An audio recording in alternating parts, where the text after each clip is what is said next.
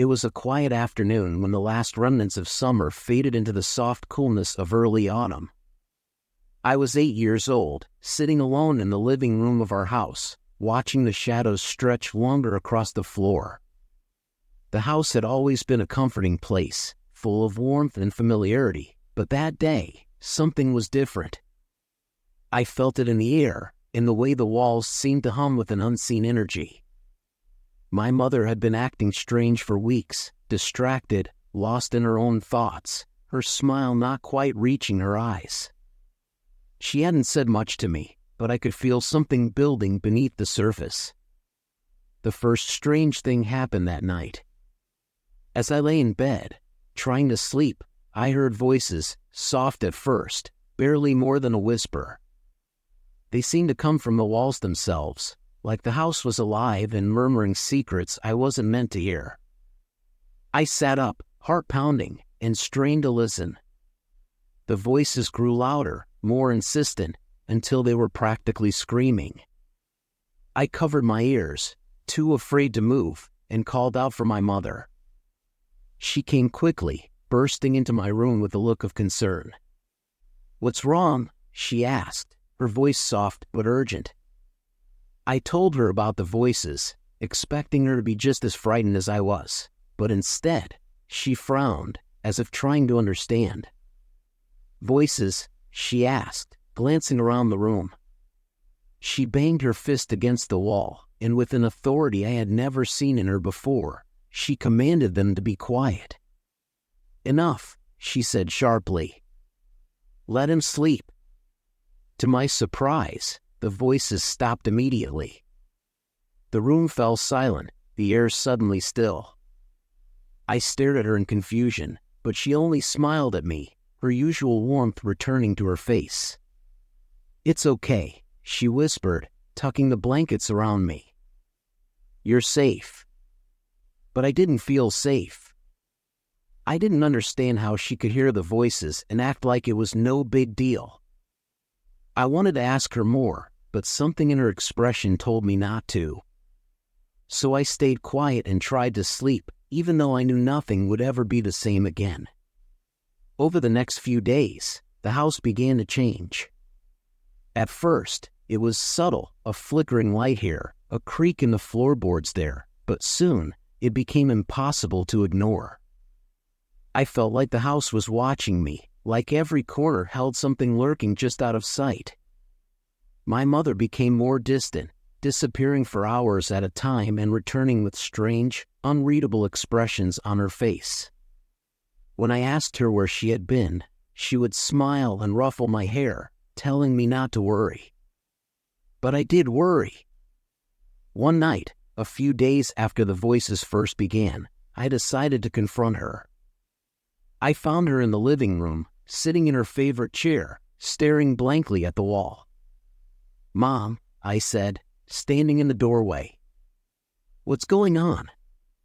Why is the house acting so weird?"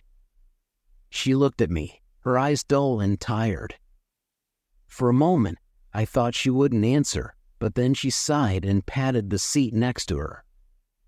I sat down, feeling the weight of her silence pressing down on me. "It's an old house," she said finally. "Sometimes, old houses remember things."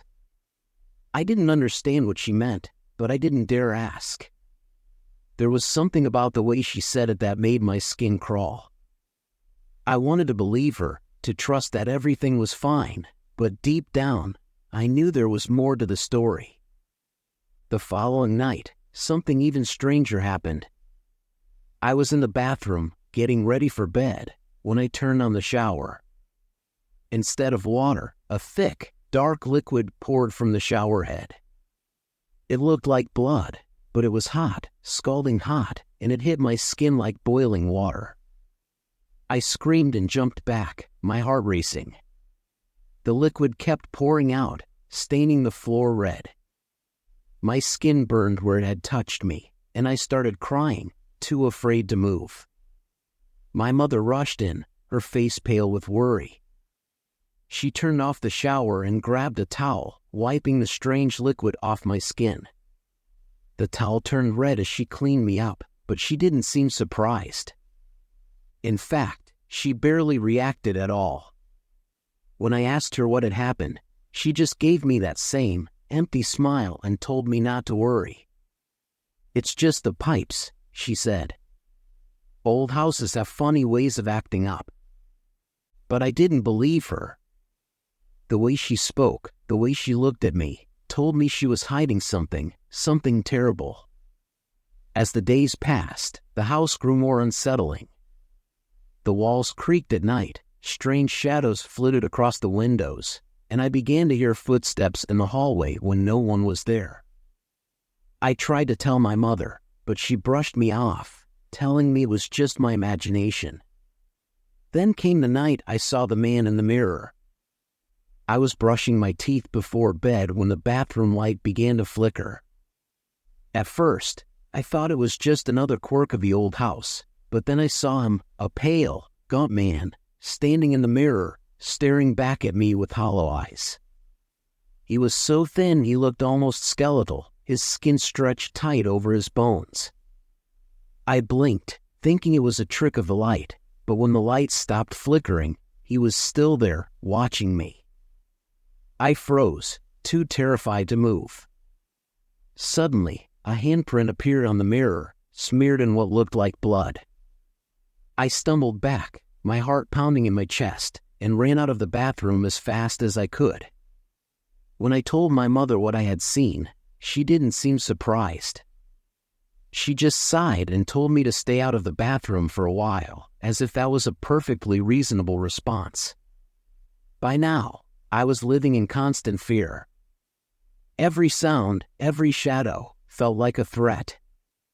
I barely slept, too afraid of what might happen if I closed my eyes. And then, one night, something happened that I will never forget.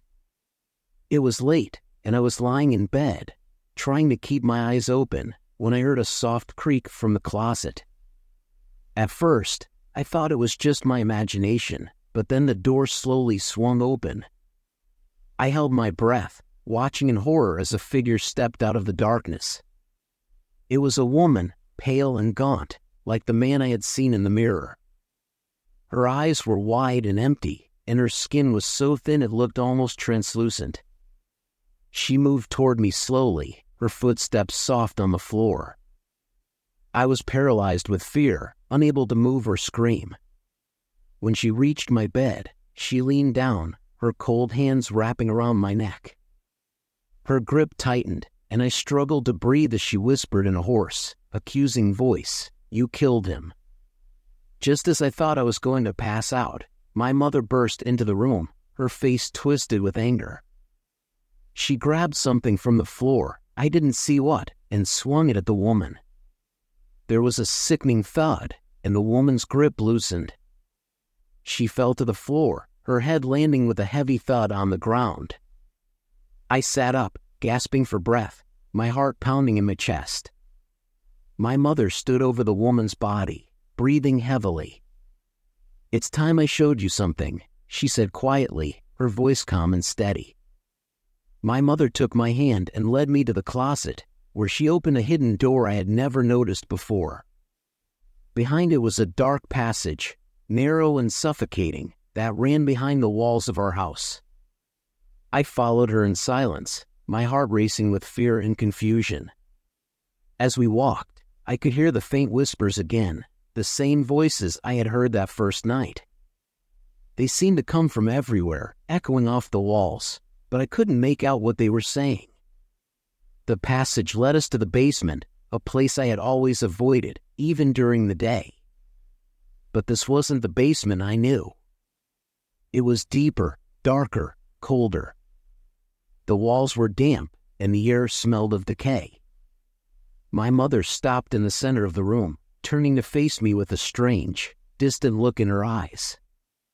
"There are things you don't understand," she said quietly. "But you need to stay quiet. It's safer that way." I didn't know what she meant, but the fear in her voice told me not to ask. She led me back upstairs, where she tucked me into bed as if nothing had happened. Years later, after I had left the house and moved far away, I learned the truth. The police had investigated the house after we left and uncovered horrible things, hidden rooms, strange tunnels, and